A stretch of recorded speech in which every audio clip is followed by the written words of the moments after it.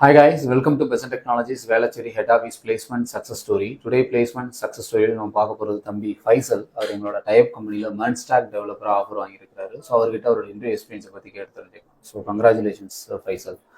Fine. So first Besant technologies பற்றி first உங்கள் profile பற்றி சொல்லுங்கள். ஸோ உங்கள் நேட்டிவ் என்ன, எந்த காலேஜில் படித்தீங்க, எந்த இயர் பாஸ் அவுட்டு? என்னோட நேம் வந்து ஃபைசல் பாப்ஜி.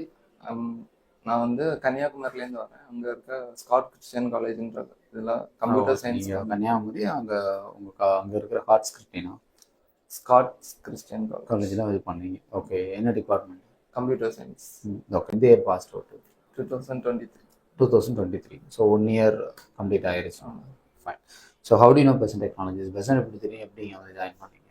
என்னோட ஃப்ரெண்ட் ரெஃபர் பண்ணேன். ஓகே, உங்கள் ஃப்ரெண்ட் ரெஃபரன்ஸ் மூலமாக இங்கே வந்து ஜாயின் பண்ணீங்க. ஸோ இங்கே உங்களுக்கு எடுத்த ட்ரைனர்ஸ்லாம் யார் எப்படி எடுத்தாங்க? இங்கே சங்கர் சார் எடுத்தாங்க. ஃப்ரெண்ட் அண்ட் சங்கர் சார் எடுத்தாங்க. இங்கேருந்து HTML, CSS, JavaScript, React எல்லாம் இங்கேருந்து தான் படித்தேன். ஓகே, அவரும் அந்த ஊருக்காரு தானே? ஆமாம். ஓகே, நாகர்கோவில்காரர். ஃபைன். ஸோ இப்போ இது எத்தனாவது இன்டர்வியூ நீங்கள் இப்போ ஆஃபர் வாங்கின கம்பெனி? இது வந்து தேர்ட் இன்டர்வியூவில் ஆஃபர். ஃபைன்.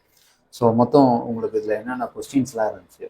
ஏன்னா இப்போது உங்களோட கொஸ்டின்ஸ் எலாபரேட் பண்ணி சொல்லுங்கள். ஏன்னா இப்போ பார்க்குறவங்களுக்கு அவங்களுக்கு ஒரு ரெஃபரன்ஸாக இருக்கும். இன்டர்வியூ போனாங்க அப்படின்னா என்னென்னலாம் எதிர்பார்க்குறாங்க ஒரு கம்பெனியில் அப்படிங்கிறது தெரிஞ்சுக்குவாங்க. ஸோ 2 hours இன்டர்வியூ போனதான் சொன்னீங்க, என்னென்னலாம் நடந்துச்சு, என்னென்ன கொஸ்டின்ஸ்லாம் இருந்துச்சு? ஃபஸ்ட்டு ப்ராஜெக்ட் பற்றி எக்ஸ்பிளைன் பண்ணுவோம். ப்ராஜெக்டில் என்ன ப்ராஜெக்ட் பண்ணியிருந்தீங்க நீங்கள்?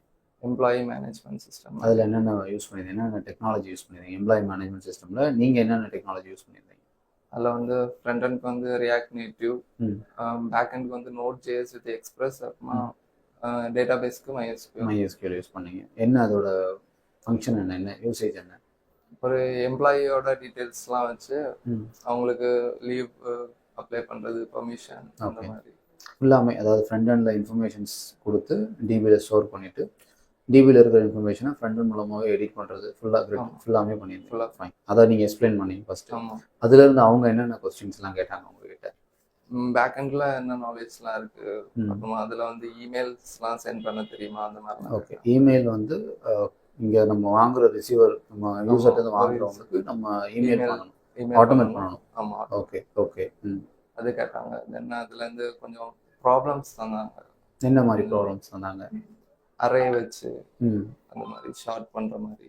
மேக்ஸிமம் வருவா இல்லை மினிமம் ஷார்ட் பண்ணாங்களா? ஓகே. நோடில் எழுதுனீங்க?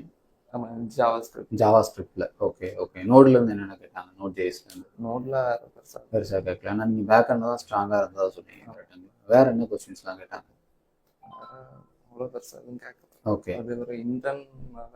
ஓகே. அவங்க வந்து ஃபர்ஸ்ட் ஒரு 3 months பார்த்துட்டு அப்புறம் தான் பெர்மனன்ட் ஆகும்னு சொன்னாங்க.